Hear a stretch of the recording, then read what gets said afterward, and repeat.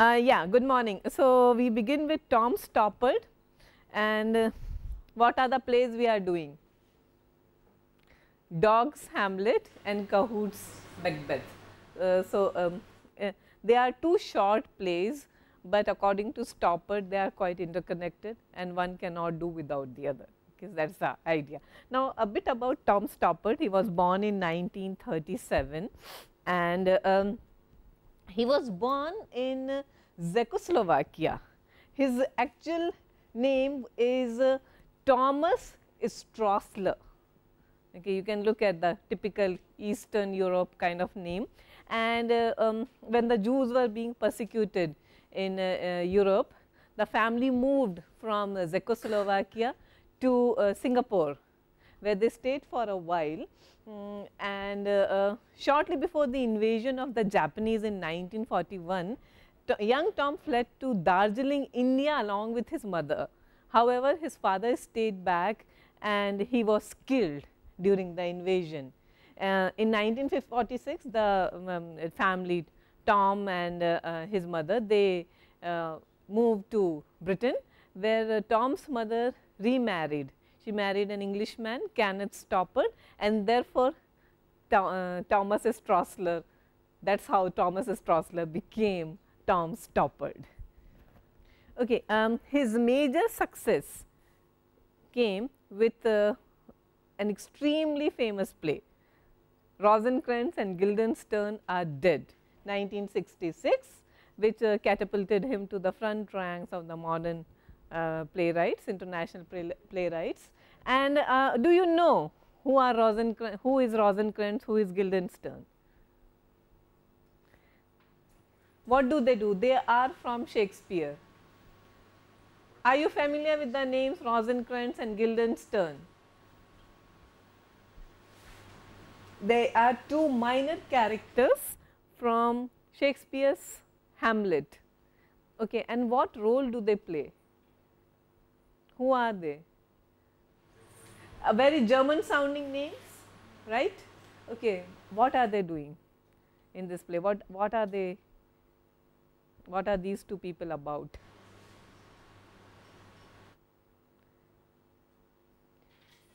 You know Hamlet's story. He is the Prince of Denmark. His father has been killed. His mother marries the murderer of her father, his father, sorry, that is King Claudius, who now assumes the throne of Denmark. So, Hamlet has lost his mother, his father, as well as his right to the throne. Now, Hamlet's father's ghost starts visiting Hamlet, and he tells him the entire story, how he was murdered by his own brother while he was asleep in a garden, and how his mother has been tricked into marriage with this treacherous brother of his, and the spirit demands revenge. He urges his son to have revenge.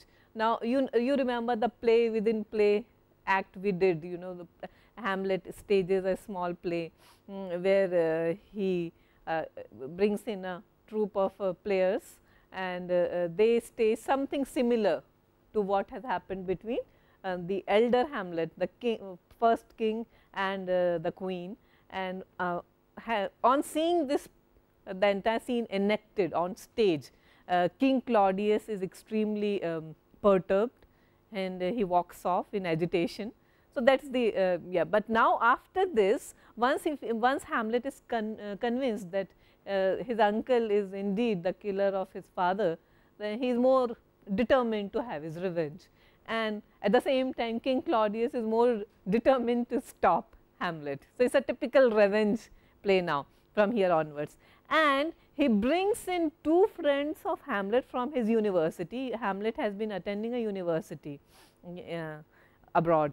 So, he brings Claudius summons two of his best friends, one is Rosencrantz, other is Guildenstern. They are supposed to aid King Claudius in murdering Hamlet. Okay. However, Hamlet, because the play is not yet over and it is right, this episode occurs right in the middle of the play. So, Hamlet discovers that his friends are planning, they are in league with the king, and somehow he turns the tables on them, and it so happens that Rosencrantz and Guildenstern are assassinated and Hamlet comes out unscathed. Okay. So, that is the idea. So, however, Rosencrantz and Guildenstern, they both of these guys, they appear for a very brief while. Okay. They have nothing much to do in the play. However, Tom Stoppard found the story, I mean this version quite interesting, that what actually happened to Rosencrantz and Guildenstern, how did they meet their death, okay, what exactly did Hamlet do to them, because Shakespeare is quite vague about these things in the play, because it is not their story, right. In Tom Stoppard's play, Hamlet becomes a minor character, he does make an appearance, but he is a minor character. The play is all about these two characters who from Hamlet they graduate to becoming the leading characters in Rosencrantz and Guildenstern are dead. The play was enormously successful and it has even been translated into a movie with Tim Roth and Gary Oldman, Rosencrantz and Guildenstern. Yeah. It won several major awards. It even beat Scorsese's Goodfellas. I think it was one of those European awards. So, very successful film. Okay. So, over the next 10 years, Stoppard came up with several successful plays, and major among those are Jumpers, Travesties, On the Razzle, The Real Thing, The Real Inspector Hound, Arcadia, and so on. And then he also translated a number of plays by Polish and Czech writers. His origins are Czechoslovakian, so perhaps that explains. Okay. And he has written this Dogs Hamlet and Cahoot's Macbeth, which we are going to do, and along with Squaring the Circle, another play by Stoppard. So, they are a scathing attack on the Iron Curtain regime of the Eastern Europe of the 80s. Okay. And he is also extremely friendly with actors and playwrights Lech Walesa and Václav Havel from Poland and Czechoslovakia respectively. Both these were actually, Lech Walesa has acted in several movies as well, perhaps you are not aware of this. And Václav Havel, apart from being the president of Czechoslovakia, he is also a celebrated playwright.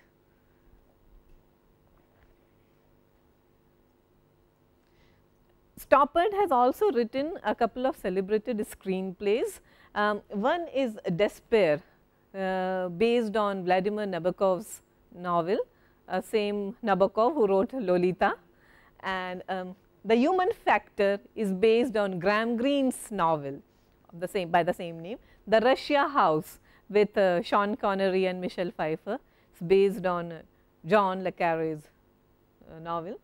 And then Shakespeare in Love, of course, I am sure you are familiar with this multiple Oscar award winning movie, Shakespeare in Love. And he also did some tweakings in Schindler's List and Indiana Jones and the Last Crusade. His uncredited screenplay is Sleepy Hollow with Tim Burton and Johnny Depp, and then he wrote a screenplay for Battle, directed by Roland Joffé, and then also Enigma, which had Kate Winslet in it.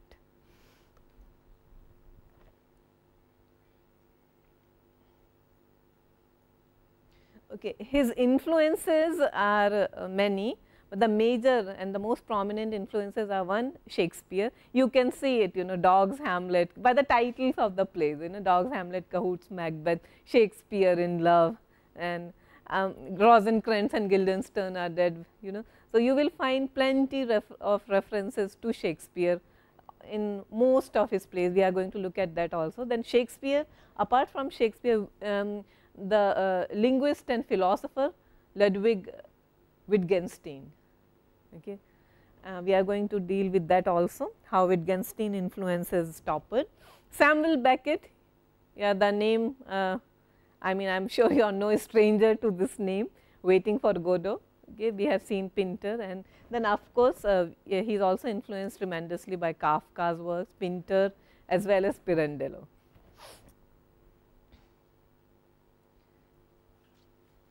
Now, on Shakespeare, Stoppard says that we always get back to Shakespeare, and he calls him the world champ. The, you know, it's like, you know, he is the heavyweight champion. If all of us are in athletics, then he is the champ, okay, because everybody keeps coming back to Shakespeare. There is no running away, or there is no avoiding Shakespeare. He is miles and miles ahead of everyone. That is what Stoppard says, and therefore, his indebtedness to him. References to Shakespeare are made in most of his plays, including Jumpers and Travesties, The Real Thing, The Real Inspector Hound, The Invention of Love, and Arcadia, as well as of course, Rosencrantz and Guildenstern are dead. On Samuel Beckett, the playwright of Waiting for Godot, this is what he says. He says, at the time when Godot was first done, it liberated something for anybody writing plays. It redefined the minima of theatrical validity. He got away. It is only too obvious that there is a sort of Godotesque element in Rosencrantz and Guildenstern are dead. Okay. And when we do the play, you will find that indeed the references, I mean the indebtedness is too obvious to be ignored. Are you familiar by any chance with Wittgenstein's philosophical investigations? Yes, Aditi. Kind of, it's a linguistic philosophy with good sense. He says that he talks about language as a game and people as players. Anyone can elaborate on that? Language as a game and people as players.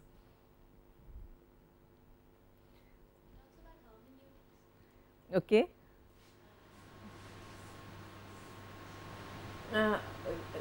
We will talk about language part of it. Okay. So,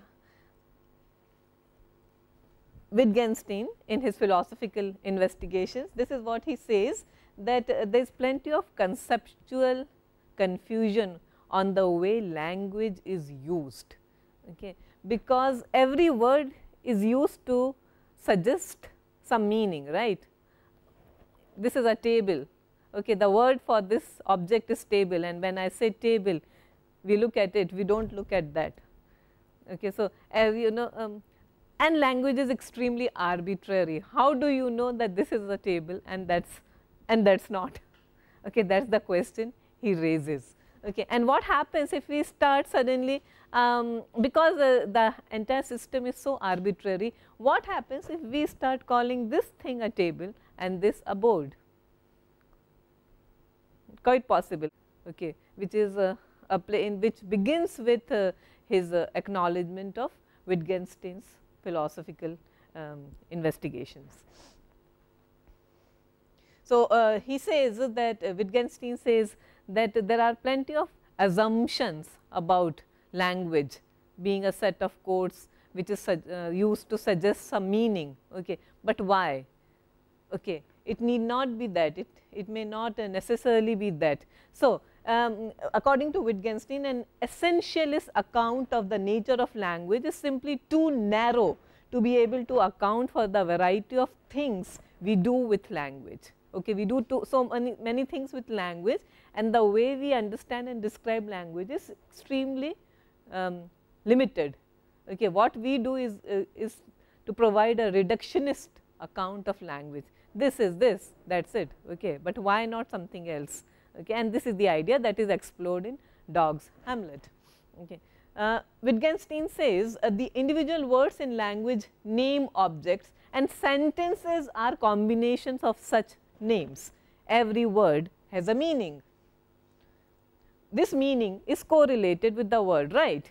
This meaning is correlated with a word. So, the table, a table means something, okay. A flat surface with 4 legs or 3 legs, something like that, okay. So, it suggests a meaning and it is the object for which the word stands.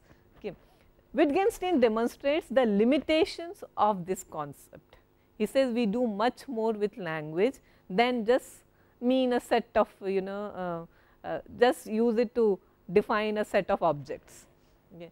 The traditional concept of language is not sufficient to explain plenty of ideas. Okay. So, there is language presents a limited picture. So, within the Anglo-American tradition, Wittgenstein's philosophical investigations is considered by many as the most important philosophical work of the 20th century. And then he also talks about language games in the same book, where he says famously gives the example of the builder's language. Perhaps you are familiar with the builder's language, where he says, I will read it out to you. The language is meant to serve for communication between a builder A and an assistant B. Just imagine a builder A and an assistant, he has an assistant B. Okay. A is building with building stones, they are blocks, pillars, slabs and beams. B has to pass the stones in the order in which A needs them. So, what will the builder do now?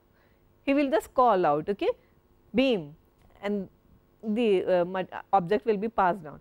He can say slab, something can be passed down, stone, okay, likewise. But then what happens if they decide to substitute these words with alphabets or numerals 1, 2, 3, 4, okay, and still the job is done. So, instead of saying beams, they just say A, okay, instead of saying slab, B, you know, just to save time and for their own convenience, they can devise their own set of codes, and that is, and in spite of that, communication is taking place. What happens then? It may work for these two, but not for others, not for the onlookers. But if the function of language is to encourage communication, communication is taking place for these two. If you remember, even when we were doing Pinter, we touched upon this idea, okay, that language, the way we understand language is extremely limited. It does not cover what we actually do with language. Okay. So, he says that, you know, A, B, C, D, these letters can be used to denote objects. An example of its use, builder A says D and it may stand for slab there, and points, and builder B counts 4 slabs A, B, C, D and moves them to the place pointed to by A. The language thus becomes a game for these two. Okay. Others may not be a privy to this language game, and this idea has been elaborated by Jean Lyotard in his book The Postmodern Condition. Okay. We will touch upon that while we are doing Stoppard in detail.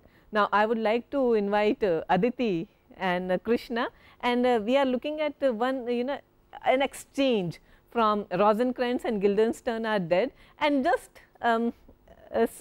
observe the way language game is at work here.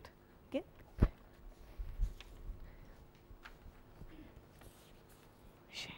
We could play at questions. What good would that do? Practice. Statement. One love. Cheating. How? I hadn't started yet. Statement. Two love. Are you counting that? What? Are you counting that? Foul. No repetitions. Three love. First game. I'm not going to play if you're going to be like that. Who serve? Huh? Foul. No grunts. Love one. Who's go? Why? Why not? What for? Foul. No synonyms. 1-all. What in God's name is going on? Foul. No rhetoric. 2-1. What does it all add up to? Can't you guess? Were you addressing me? Is there anyone else? Who? How would I know? Why do you ask? Are you serious? Was that rhetoric? No. Statement. 2 all. Game point. What's the matter with you today? When? What? Are you deaf? Am I dead? Yes or no? Is there a choice? Is there a God? Foul. No non sequiturs. 3-2. One game all. What's your name? What's yours? I asked you first. Statement. One love. What's your name when you're at home? What's yours? When I'm at home? Is it different at home? What home? Haven't you got one? Why do you ask? What are you driving at? What's your name? Repetition. True love. Match point to me. Who do you think you are? Rhetoric. Game and match. Where's it going to end? That's the question. It's all questions. Do you think it matters? Does it matter to you? Why should it matter? Why does it matter why? What does it matter why? Sorry. Doesn't it matter why it matters? What's the matter with you? It doesn't matter. What's the game? What are the rules? Now, here we find a very good example of language game. Okay. Perhaps some of you might be familiar with this linguist David Crystal. Have you heard of him? David Crystal, and he is the author of Cambridge Encyclopedia of English Language, and he is extremely fond of this particular exchange. He was recently in Chennai, not very recently, just 5 years back he was in Chennai, and he enacted the entire scene, and he always gives this as an example, you know, whether in person or in his books, you know, this as an extremely fine example of language games. Okay. Now, what are the games? How is language being used here? Rosencrantz and Guildenstern, they are somewhere in a place, you know, they are the people who were supposed to aid King Claudius in killing Hamlet. They are just at the beginning of the play we are told that you know, two Elizabethans passing the time in a place without any visible character. They are well dressed, hats, cloaks, sticks and all. So, this is their description. Okay. So, these two people, they are in some place, okay. They are waiting for somebody, perhaps, you know, they want, they are just bidding their time when they can kill Hamlet. In the meantime, they have nothing else to do. So, they are just passing time. And how do they pass time? Okay, by playing a language game. Just now we were just talking about influence of Beckett. Does it remind you? Are there any echoes of Beckett you find here? Rihan? I can't actually point out segments, but it's very reminiscent of the exchange in, say, Endgame. Yeah. Between the main character who can't stand and the character who can't sit. Yeah. They have these sharp, they have these questions, and it's up to them if they want to answer it or not. And most of the time, even if they do answer, they don't really get anywhere with those questions, and it's very repetitive also. Yeah. These short, meaningless questions. True. So, what happens is language becomes a set of repetitions, okay, meaninglessness of repetition, meaninglessness sorry of language, okay, and the employment of non sequiturs. Any idea? Can you, I mean, I think we did talk about non sequiturs in Pinter. What does it mean? It doesn't follow, the exchange doesn't quite follow. Okay? One sentence doesn't quite follow the other. Yeah. So, here he actually gives, he says so at one place, right. Is there a choice? Is there a God? No non sequiturs here. Okay. So, don't you think that Stoppard is also doing a little bit of self referencing here? Because by the time the play was written in 1966, Waiting for Godot was a kind of a bible for all these emerging young playwrights.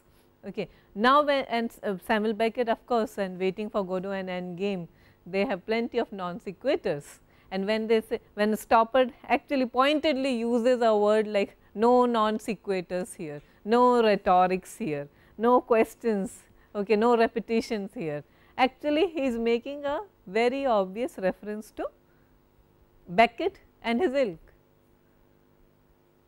Okay. So, this is one good example of self referentiality, okay. And also we have also seen meta theatre, okay, where the writer or an author, he is extremely self conscious of what he is writing. Okay. So, this is what the entire theatre of the absurd was all about, self conscious, self referential, and also quite meta. Okay. So, now I am going to invite Abhay for his version of theatre of the absurd.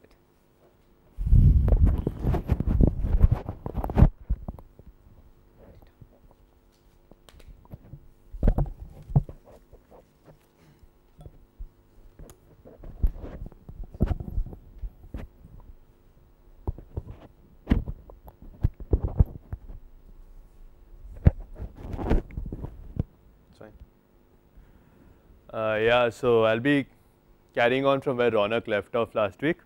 I shall be speaking in very brief detail about the theatre of the absurd. So, do you people know what the theatre of the absurd is? Okay, I'll answer that question for you. It's a designation of particular plays of absurdist fiction written by primarily European playwrights in the 1940s, 50s and 60s. Their work expressed a belief that in a godless universe, human existence has no meaning or no purpose. Therefore, all communication between human beings are basically pointless and all communication breaks down. Logical construction and argument generally give way, I mean, in the theatre of the absurd, to irrational speech and illogical acts, leading to the final conclusion, silence and non-communication in the conventional sense. So, absurdism is frequently compared to surrealism's predecessor, that is Dadaism. Yeah, do you people know what Dadaism is? Aditi, you knew something about it. Yeah, it's like spontaneous.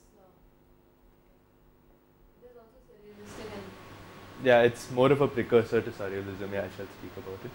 The aim was basically the destruction of art, or the conventional art of the bourgeois era that had produced the First World War.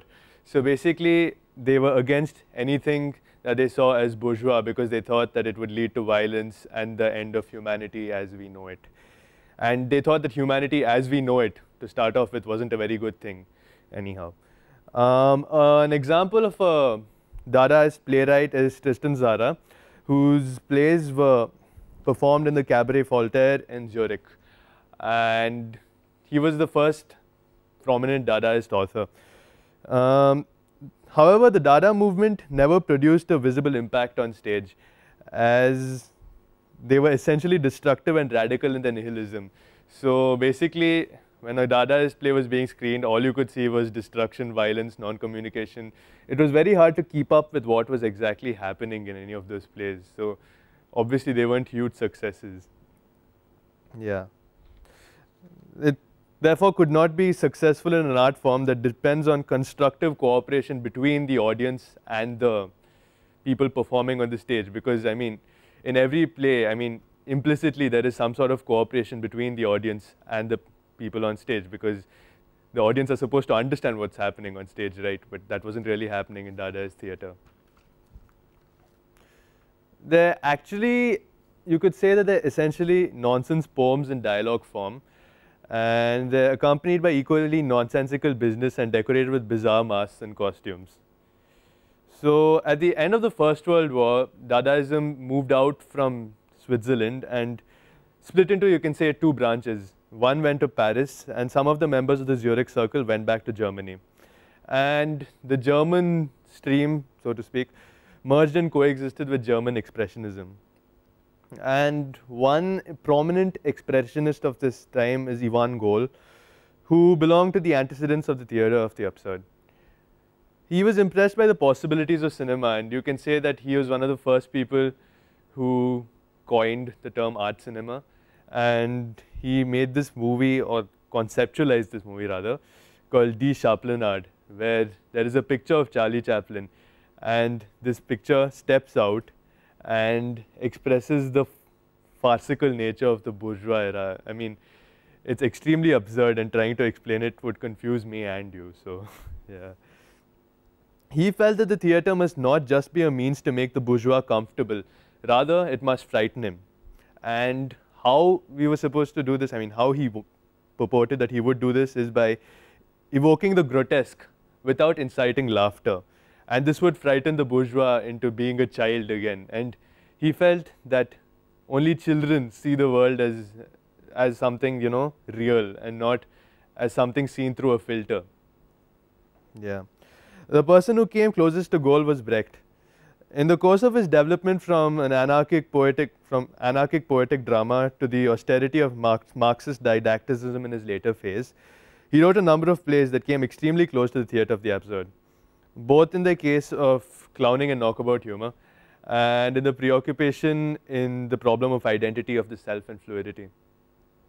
In his one-act farce, Die Hochzeit, which means the wedding, the collapse of pieces of furniture basically symbolizes the rottenness of the family in which the wedding is taking place. In exactly the same way that objects express inner realities in the plays of Adamov and Ionesco, as Ronak was mentioning last week. And also, Brecht's plays include humor and gags, which many of these plays didn't, so they were slightly more entertaining to watch on the stage. A slightly more serious play he wrote was Im Dickicht der Städte, which is a serious play, and it means in the jungles of the cities. Basically, it starts off with an extremely trivial disagreement between two characters. The first character is having a fight with another character because he does not like a book that he's written. And he goes and tries to pay this character some money to say nice things about his book. And finally, the fight escalates to such a level that they end up killing each other. Yeah. So it deals with the impossibility of knowing the motivation of human beings in their actions. And this anticipated Pinter. And also the problem of communication between human beings. And this question occupies Beckett, Adamov, and Ionesco. Brecht's personality contained a strong element of anarchy and despair. Therefore, even in his politically conscious era, we saw him project the capitalist world as something negative and absurd, not just as, I mean, how the USSR projected America as evil people, but he said that capitalism was governed by unfair gods who liked seeing people grovel in despair, and his plays were extremely bizarre in that sense. However, Nazism ended up killing the movement in Germany totally, but it continued existing in France, and Dadaism transformed into Surrealism. Whereas Dadaism was purely negative, Surrealism believed in the great positive healing force of the subconscious. Breton, who was one of the founders of the Surrealist movement, had a belief that if you tapped into your subconscious mind and let that sense of automation play, and you gave in and surrendered to your subconscious, you could actually have prophetic powers, and the powers of clairvoyance would come to you. And he claimed that he predicted the Second World War through such powers. Yeah. It must be noted that Surrealism was just not a movement in theatre, but it was a revolutionary movement which took on its shape not in just theatre, but in art, in literature, in most things. One of the original Surrealists, Antonin Artaud, rejected a majority of Western theatre as a perversion of its intent, of Surrealist intent, which he felt must be a mystical, metaphysical experience. Now, most Western theatre generally still kept up with this, that sense of cooperation between the stage and the audience, whereas these people felt that that cooperation was not necessary. And while Western theatre consisted of rational discourse. Artois believed that rational discourse comprised falsehood and illusion. Yeah. So there were also other forms of surrealism that have been discussed in Eslin's essay, such as the artwork of Picasso and the general, I mean, lots of these playwrights also had Picasso design their sets, and these sets were extremely grotesque and bizarre, and yeah, it was slightly less, you know, heavy than Dadaism, but still, eventually towards the 60s it started fizzling out. Now, surrealism also manifested in other countries such as Poland and Spain, and one Polish playwright who must be noted is Stanislaw Ignacy Witkiewicz, I'm not sure if I'm pronouncing his name right, whose grotesque nightmares merge into visions of madmen, and his political parables suddenly turn into hilarious parodies of Polish stories. So yeah, his plays are extremely bizarre. And you must all be wondering whether there were any playwrights who wrote in English, I mean in the theatre of the absurd.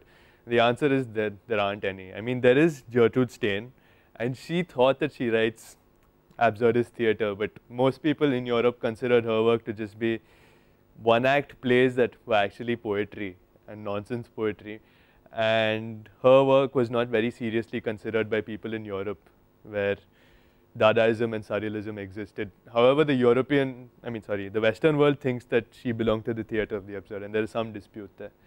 Yeah, any questions?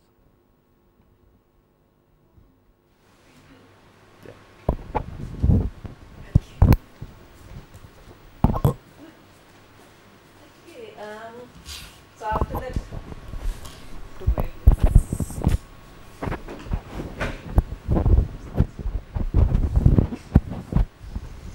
yeah, after that very succinct introduction to theatre of the absurd, I would just raise one question. For example, you remember existentialist philosophy, which is quite connected with absurdism. Okay.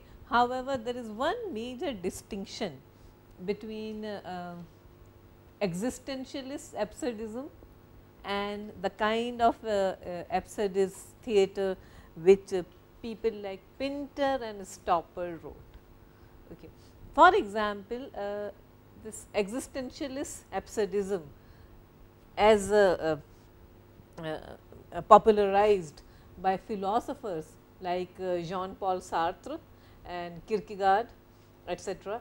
Okay, what did they? I mean, they talked about absence of God, okay, irrationality of universe, yes, okay, but in the middle of all these things, human being, however helpless, okay, he was still tragic and heroic. However, in the works of people like Pinter, and starting from Beckett onwards, Beckett, Pinter and Stopper, human beings are no longer represented as tragic and heroic. What do they become? When you look at conversation like this, is it tragic? Is it heroic? What you just heard, one love, two love, language becomes a game of tennis. Okay. What do they become? What is the position of a human being in this situation? They are quite meaningless. There is no position as such. It's quite meaningless. Illogical, meaningless, of course, inconsequential, of course, but comic and pathetic. Comic and pathetic, who has no meaning to his life, okay, which is a big departure from the existentialist absurdists, okay, who in spite of all their shortcomings projected human beings as tragic and heroic. So, that is the major difference between the two kinds of writings here.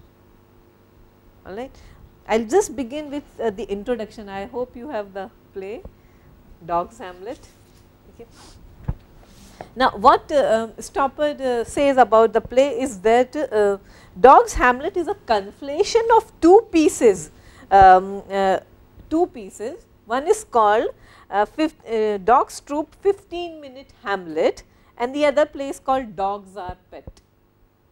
Dogs Are Pet, and one 15 minutes Hamlet. So, it is a collision of two plays and which he developed into one. Okay. So, he says that Dog's Hamlet derives from a section of Wittgenstein's philosophical investigation. We have just looked at into that. Consider the following scene. A man is building a platform using pieces of wood of different shapes and sizes. These are thrown to him by a second man, one at a time, as they are called for. An observer notes that each time the first man shouts plank, he is thrown a long flat piece. Then he calls slab and is thrown a piece of different shape. This happens a few times. There is a call for block and a third shape is thrown. Finally, a call for cube produces a fourth type of piece. An observer would probably conclude that the different words describe different shapes and sizes of the material, but this is not the only possible interpretation. Suppose, for example, the thrower knows in advance which pieces the builder needs and in what order. In such a case, there would be no need for the builder to name the pieces he requires, but only to indicate what he is ready for the next one.